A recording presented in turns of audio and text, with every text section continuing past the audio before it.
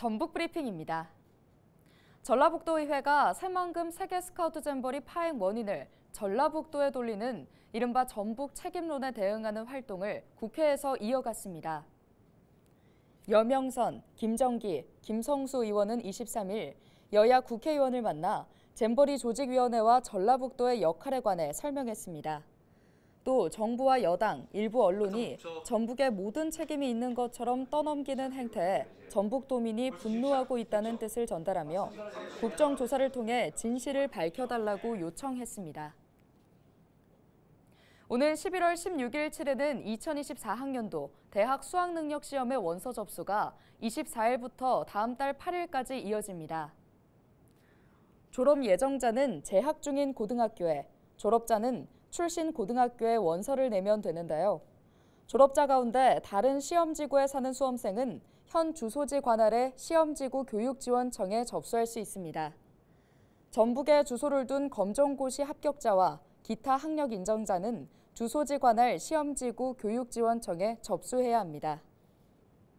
최근 코로나 감염 환자와 사망자가 다시 급증하고 있죠. 코로나 방역 지침이 완화되면서 이제는 감기처럼 가볍게 여기는 경우도 많은데요. 하지만 코로나의 경우 전파력이 독감보다 높고 폐렴을 일으켜 치명률도 높습니다. 긴장을 늦추지 않고 건강관리 잘하셔야 할 것 같습니다. 코로나 감염 예방법 짚어봤습니다.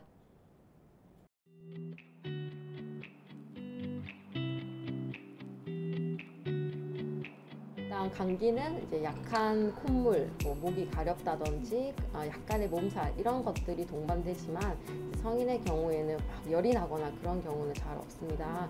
근데 이제 코로나는 정말 갑자기 열이 나면서 목도 심하게 아프고 또 심한 권태감이 막 느껴지는 특징이 있고 또 후각이나 미각 상실하는 그런 점이 좀 감기와 차이가 있겠습니다. 그렇지만 이제 증상을 통해서 완전히 진단을 구별하기는 어려워서 좀 의심이 되는 증상이 있으시면 이제 키트로 사실 그 바이러스를 확인하는 게 제일 정확합니다. 또 코로나 예방법은 역시나 이제 손 씻기, 마스크 착용, 그리고 예방 접종을 하는 것이 제일 중요할 것 같고 이제 코로나 격리가 이제 의무에서 권고로 많이 줄어들고 기간도 줄어들었지만 격리 기간은 어느 정도 준수하는 것이 이제 서로 전파도 막고 또 다른 환자가 생기는 것에 좀 막아줄 수 있는 방법이고 또 스스로도 약간 코로나가 의심되는 증상이나 상황이 있을 때는 모임을 안 간다든지 좀 외부 활동을 줄여주는 것이 전체적인 전파를 줄일 수 있는 방법이라고 생각됩니다.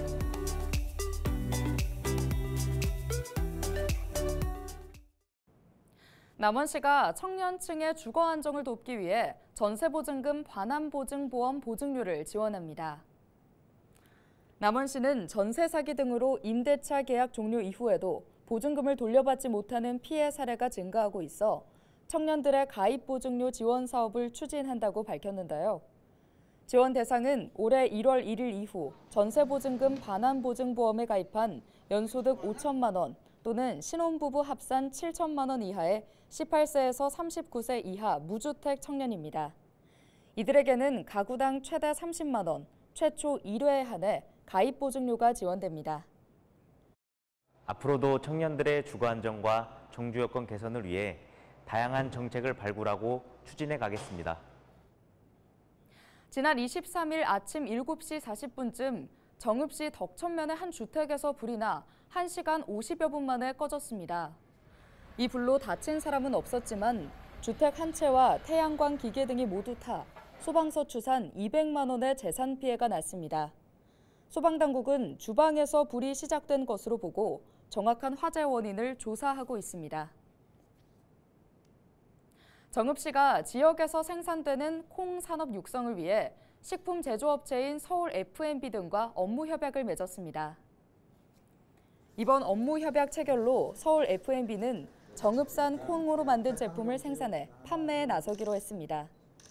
지역 농협도 정읍 콩의 품질 향상과 안정적인 공급을 위한 농가 생산성과 소득 증대 노력을 기울이기로 했습니다. 정읍시는 콩 산업 육성을 위한 생산성 증대와 품질 유지에 행정적 지원을 아끼지 않겠다는 뜻을 밝혔습니다. 지금까지 전북 브리핑이었습니다.